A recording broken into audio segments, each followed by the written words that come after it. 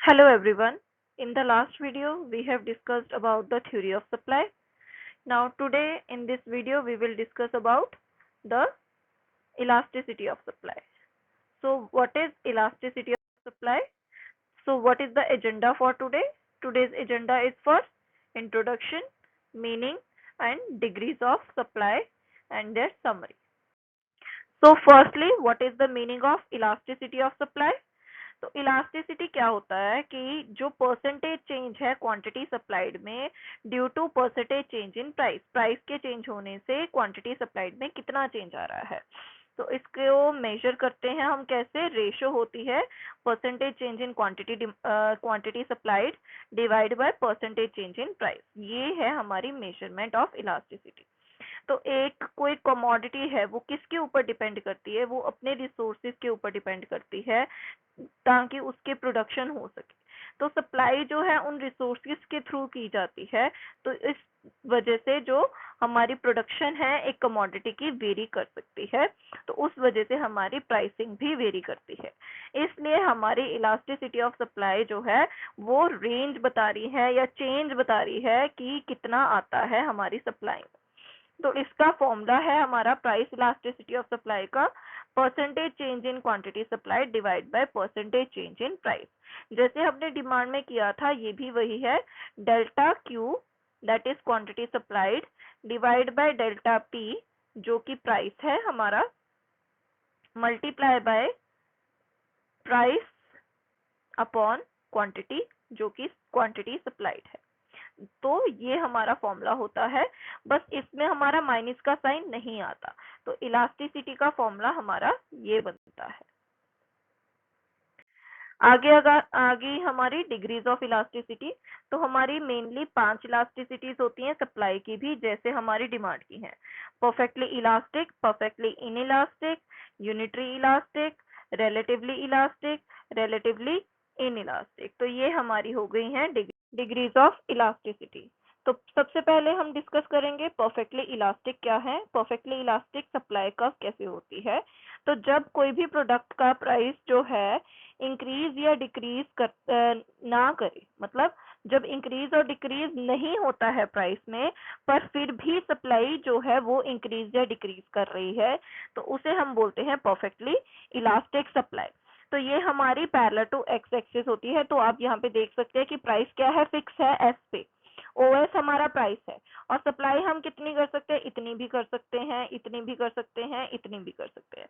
तो supply change हो रही है बट प्राइस चेंज नहीं हो रहा, तो उसे हम बोलेंगे परफेक्टली इलास्टिक सप्लाई।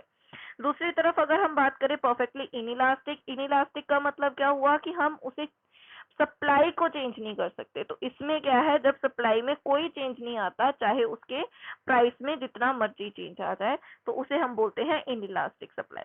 तो आप यहाँ पे डायग्राम में देख सकते हैं कि ओ एस सप्लाई जो है वो यहाँ पे फिक्स हो गई है, ये वाई एक्सिस के पैरेलल होती है हमारी परफेक्टली इनइलास्टिक, क्योंकि यहाँ पे प्राइस क्या है, इतना भी हो सकता है, इतना भी हो सकता है, इतना भी हो सकता है, मतलब प्राइस कोई भी हो सकता है बीच में, बट सप्लाई जो है वो उतनी ही रहेगी जितनी है। तो उसे हम बोलते हैं परफेक्टली इनइलास्टिक सप्लाई। अगला आ गया हमारा यूनिटरी इलास्टिक सप्लाई। तो यूनिटरी इलास्टिक जैसे हमने डिमांड में किया था कि जितना प्राइस में चेंज आता है उतना ही डिमांड में, तो इसी तरीके से यूनिटरी इलास्टिक सप्लाई में भी जितना प्राइस में चेंज आता है उतना ही अगर हमारा सप्लाई में चेंज आए तो उसे हम बोलते हैं यूनिटरी इलास्टिक। तो ये हमारी हमेशा यहाँ से ओरिजिन से निकलती है कर्व। तो ओरिजिन से निकली हुई कर्व चाहे वो जहां मर्जी जाए, चाहे वो इस तरीके से हो, चाहे वो इस तरीके से हो, चाहे वो इस तरीके से हो, जो कर्व ओरिजिन में से निकल रही है वो हमारी यूनिटरी इलास्टिक सप्लाई कर्व ही होती है।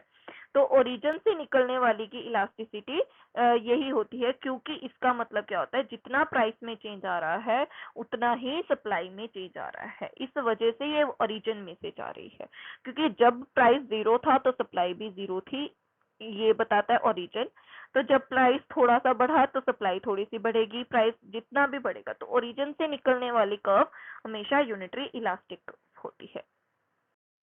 अगली हमारी आ गई मोर इलास्टिक डिमांड सप्लाई कर्व। तो मोर इलास्टिक का मतलब क्या हुआ, प्राइस में थोड़ा सा चेंज आ रहा है बट सप्लाई बहुत ज्यादा चेंज कर रही है, कि चेंज जो है वो सप्लाई में ज्यादा है, किसके कंपैरेटिवली, प्राइस के कंपैरेटिवली, कि प्राइस बहुत थोड़ा चेंज कर रहा है। तो ये हमारी एक्स एक्सिस से स्टार्ट होती है कर्व, और ये हमारी इस तरीके से होती है। तो अगर आप ध्यान से देखें तो प्राइस क्या है, इतना है, तो सप्लाई में प्राइस क्या है, थोड़ा सा है, देखो इतना सा है, बट सप्लाई क्या है, बहुत ज्यादा हो गई है।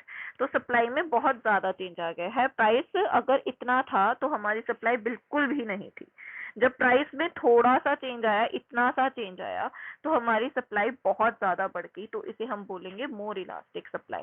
इसी तरीके से हम लेस इलास्टिक या रिलेटिवली इन इलास्टिक को हम कहेंगे, तो इसका मतलब हुआ कि सप्लाई में बहुत थोड़ा चेंज आ रहा है और प्राइस में बहुत ज्यादा चेंज आ रहा है।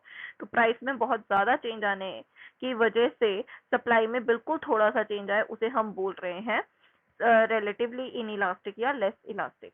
तो ये हमारी एक्स एक्सिस से स्टार्ट होती है। तो इसका मतलब क्या हुआ कि जब प्राइस 0 था तब हमारी सप्लाई ओएस थी। अब प्राइस थोड़ा सा अब यहाँ पे बढ़ा, प्राइस कितना बढ़ गया, इतना, ओ पी तक लगा लीजिए। तो हमारी सप्लाई क्या हुई, सिर्फ थोड़ी सी बढ़ी, एस से S1 की तरफ आ गई। तो सिर्फ थोड़ा सा इंक्रीज आया प्राइस के इंक्रीज होने से। तो इट मींस हमारी जो प्राइस है उसके बढ़ने से सप्लाई पे बहुत थोड़ा सा असर पड़ रहा है, उसे हम बोल सकते हैं रिलेटिवली इनइलास्टिक या लेस इलास्टिक सप्लाई कर्व। तो अगर हम सारी सप्लाई कर्व्स को एक ही डायग्राम में करें तो हमारा क्या आता है कि एक हमारी जो S1 है परफेक्टली इलास्टिक है, जो कि पैरेलल टू एक्स एक्सिस है।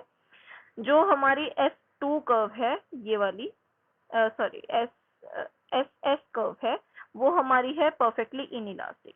एस कर्व है जो इन इलास्टिक है, जो पैरेलल टू वाई एक्सिस है। अगर हम बात करें S2 कर्व की, वो हमारी यहाँ पे है, देखिए ध्यान से, वो वाई एक्सिस से शुरू हो रही है, तो उसे हम बोलेंगे रिलेटिवली इलास्टिक या मोर इलास्टिक।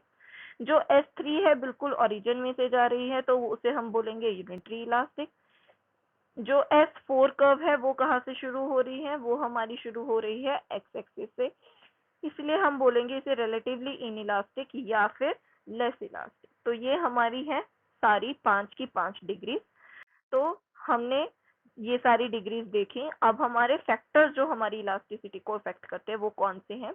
सबसे पहला है टाइम फैक्टर। टाइम फैक्टर क्या है, जब शॉर्ट पीरियड होता है तो हमारी इलास्टिसिटी कम होती है, कि हमने बहुत जल्दी सारी चीजें बेचनी है तो प्राइस कम भी होगा तो भी हो जाएगा, है ना, तो हम इतना भी सप्लाई नहीं करेंगे।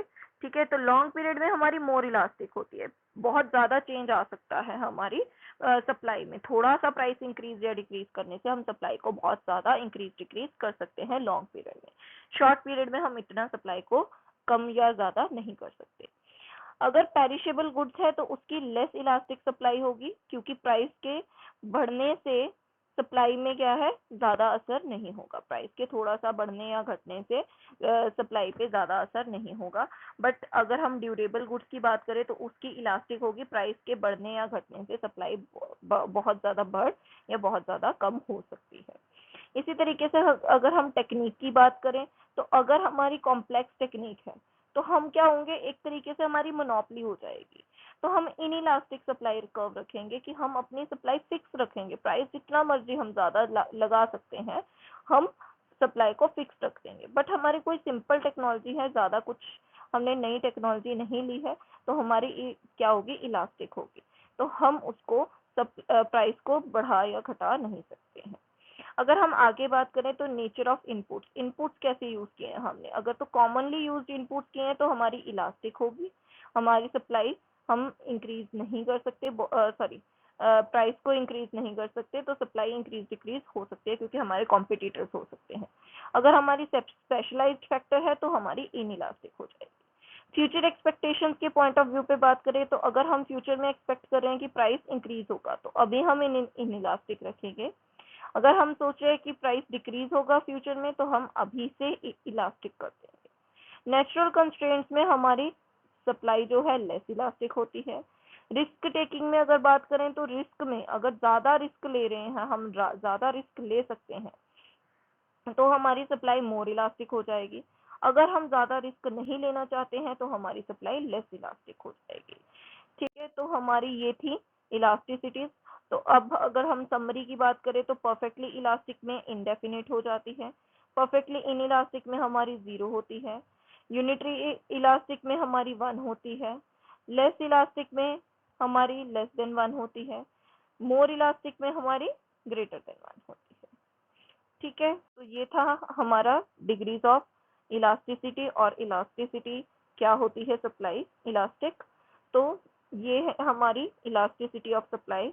प्लीज अगर कोई भी चीज समझ में ना आए हो तो आप कमेंट कर सकते हैं, पूछ सकते हैं, और प्लीज लाइक शेयर सब्सक्राइब जरूर करें। Thank you so much.